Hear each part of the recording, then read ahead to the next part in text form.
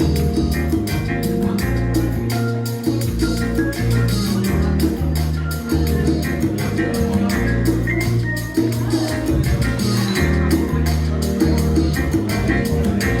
Undrai Fizer. Welcome to Clarity for the Moment. I'm in my home office here. I have a class tonight, and I decided, after much conversation with individuals who have asked questions concerning different things, I've decided just to share a few insights from experience as a result of the fruit that I've manifested as a result of practicing what I'm about to tell you. I don't want to tell you anything that hasn't prospered me, and I would be afraid to offer clothes to anybody if I'm naked. So if I'm clothed, I can offer you something. I wouldn't want to offer any advice or any wisdom to anyone if it hadn't prospered me in my life or answered my questions or fulfilled me or satisfied my desire or prospered me in any way. Watch out for little foxes. There's a scripture that says it's the little foxes that destroy the vine. And we could look at them as little sins that mess up things, but really foxes are untamed decisions that you've made in the past or now that could affect your newness or anything that you want to move forth in. If you have debt in your life, serious debt and lack, poverty, that could affect your dreams. It's not saying you can't dream, but some of the logistical things that you're going to need to prosper your ideas, these certain judgments and these certain issues will come up and put a conditionary lien on your dream and your thought. Not saying that God can't do anything. I think that's where we fail a lot. We look at God as being this magical spirit that just does everything by faith. But I'm going to tell you something. If you make a step of faith with little foxes in your life, you're going to step into failure. Now, you may make a step of faith, but you're going to wind up stepping into failure because it's the foxes and those little intangibles that's devouring your ideas. So get rid of the little foxes, the little things that your past decisions or even current decisions have developed. And you know you have a fox. Any creditor you have, and I'm not just talking about practical. Well, yeah, any creditor you have, any agitator you have, anything that's causing your decisions to have to run through other people and things like that, any traps that you have open in your life, take care of those things because your dream could prosper. I think that's why we call them dreams, because they're easy to imagine and they bring happiness to the heart when you think about it. Dreams are free. The dreams to live and to dream is free. But it costs to build. It costs to build a free dream. Write that down if you can. It costs to build a free dream. Dreams are free, but the foxes will destroy them. And even if someone shares an idea with you, whatever they share with you, your foxes will eat whatever they do. So some people are not hating on you. Listen. You are talented and you are gifted and you're powerful. All of us are. We come from God. We can't help but be. But people can look at your life to see if there is foxes in your field, if you make decisions that create lack, or you destroying relationships, even out of sincerity. What are you doing? They want to see the body of work. They want to see what do you have that will confirm and affirm what you're talking about. And some people won't take a chance on you because they're going to lose their investments too. Listen, I remember when I was starting out, I had a lot of ideas. I had a lot of great ideas and I knew God's hand was on me. But God's hands were not on the foxes that was in my life. God's hands may have been on me, but it was my hands that was on the little foxes that destroyed the vine. And so we gotta put our God and our faith and our God understanding in the proper perspective now. It's not saying that God can't to do anything but fail. No, God can't fail, but you can. You can. If there are little decisions and foxes and little arrogance and adjutants going around in your life that's destroying the hand of God or destroying what God is wanting to produce in you. There was a lot of things I wanted to do. I had dreams of doing a lot of things, but there were a lot of decisions that I needed to tend to. There were a lot of habits that I needed to fix. And sometimes when you're ready to begin anew, the things that you built are not ready for you to start over. You're ready to start over, but there's a lot of X's in your life, a lot of foxes in your life, and a lot of former decisions that are still alive in your life that's not ready for you to start over. Yeah, you want to start over. And I don't care where you go. I don't care if you get up and move to another town. If those foxes are still in your spirit and in your mind and in your bank and in your handiwork and in your habits, you're going to take those foxes to the different new places you escape to. So you have to kill foxes. You don't pray foxes away. You don't say, God, kill every fox in my life. No, you got to take care of it. It's like when you want to buy a home and you get approved for a loan. And after they begin to look at your credit and the mortgage company and the lenders and the appraisers begin to look, they come up with something called conditions after they check your finances and your legitimacy and your consistency in finances and your debt to income ratio. They might pull up some things. And even though they approved you, they said this loan is approved on conditions. They might pull out some judgments that you didn't know you had. They might pull out judgments that need to be paid or tax liens or something that's on your credit that's going to cause the loan not to come through. God will always give an approval. But then through the condition, you may find that there are lien holders and there are judgments still on there. You have to go back and take care of those things. Yeah, little foxes destroy the vine. Little foxes are current or past decisions that keeps your newness from flourishing. Foxes are past decisions or current decisions that's keeping this new thing from coming to pass. God is not short of making promises, but sometimes we're short of having the space cleared enough for the vine to grow. And it's not just having faith and fasting. No, you have to fix that. And sometimes a lot of us go to God to give us a new start with the same foxes still in our life. How many of you know what I'm talking about? And a lot of us are becoming discouraged in the kingdom because we're wanting to start over. We're wanting to start a new life, but we have foxes and decisions that we haven't taken care of. And we're trying to move forward. God is not short of giving dreams, but we may be short of making the right decisions.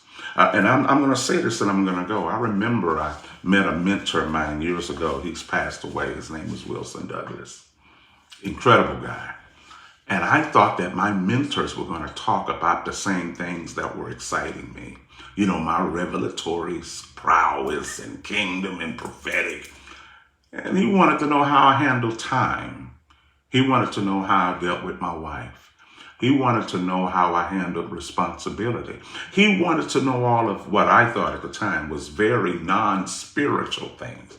And I'm trying to talk spiritual things because I felt powerful in spiritual things. And he was talking regular things.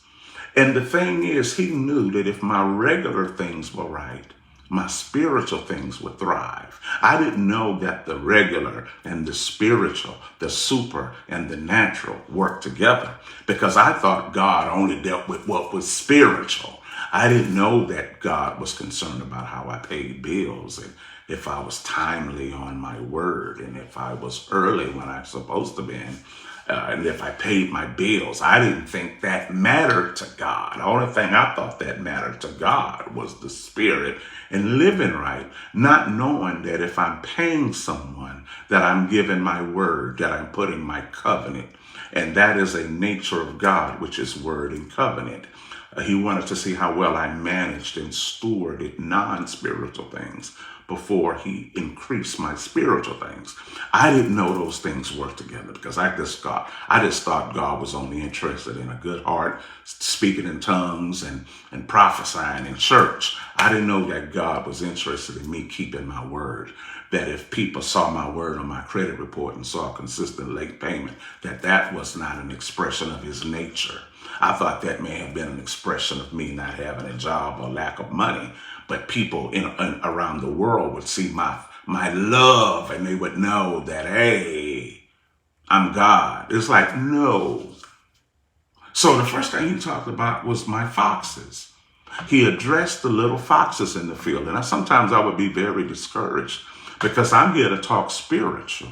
And he's talking my foxes. And now I'm getting quite offended now because I'm feeling like, oh, you're talking about me. And it's like, no, he's talking about the foxes that destroyed my vine. Because if he was going to do an investment in me, then also my foxes would kill his investment. You understand what I'm saying? How could if I couldn't sow into myself and I needed the help of another, then they wouldn't be able to help me because whatever support they would give me, the foxes would destroy the support that they would give me and they would lose. And I would find myself still in their time, becoming a leech to them and their friends and their circle. I would be drawing time away from him because of the foxes in my life. It's not giving him an increase on the time he's giving me. Am I making sense? If you have a lot of foxes in your life, your foxes is going to take from the people who are trying to help you. But it's funny that we don't see that. Listen, before I go again, some of you may need mentors or coaches or people to walk you through some things. Not to hold your hand, but to help you spot foxes that's in your consciousness and in your decision making that may be destroying the vine and keeping your newness from thriving. And sometimes we fail at that because we take it personal. And it's like, no, you need someone to help you identify the foxes of fear. And some foxes are not just fear and doubt, but debt and lack. And sometimes we lack because we haven't been proper stewards of our time and our resources because we are spirit and we think that God is interested in spirit and not interested in stewardship. And stewardship is not just money. Stewardship is how you manage yourself as a divine resource. You and I are resources from God. How well do we manage our own life? You and I are thoughts of God. How well do we manage our lives as a thought? Not how much we pray or fast, but how well do we manage and steward ourselves as thoughts of God? How well do we manage and increase ourselves as thoughts of God? Because we live according to how we're loved by God. And if I know that I'm loved by God, my life shouldn't look like a desolate field. It's not a matter if I have $1 million or $100. My life shouldn't look like I'm desolate. My word and my commitment shouldn't make me look desolate. My life should not look like a wasteland. You understand what I'm saying? Because I'm loving myself with the love of God. I'm treating myself and giving my life everything God has given me. And I'm not just talking about things in my brain. You can look at our life to see how we're loving ourselves. Look at our word. Do you trust us? Can you loan me something and I give it back? How well am I taking care of what I have? And sometimes when we are weak in an area, we don't want that area talked about. I remember being there. If I was weak financially, I didn't want nobody to talk about money. Talk about prophecy. Because see, I'm strong in prophecy. I'm strong in wisdom, but I'm lacking in money? Well, do I really have wisdom if I'm lacking in money? Do I really know what to do if I've wasted the tangible things in my life? Raise your hands if I'm making sense. Wisdom is not giving people encouragement. Wisdom is to know what to do. Wisdom is if I'm going to speak something to you, whatever I'm speaking to you is prospering me too. Whatever effect it's supposed to bring to you, it should have brought to me. If I'm saying try this idea, it's going to increase you financially, then it means my finances should have been increased because I used it too. I can't practice and live vicariously through you. I can't live vicariously. I can't live my faith vicariously through other people and give them advice to see if it's going to work for them. Because if I say this is going to work for you, it should have made me rich first. Whatever advice or wisdom I give you should have fulfilled me first, because I can't be naked promising you clothes. Am I making sense? Let me know I'm making sense. Yeah. So we have to destroy and find the foxes that's destroying our vine and kill them. Don't you know how many relationships I have lost by identifying foxes? People come to me, how do I walk this out? I want to know this. I want to know. And the first thing I do is let's kill these foxes. But fox killing is boring. I want the excitement of Jesus Christ.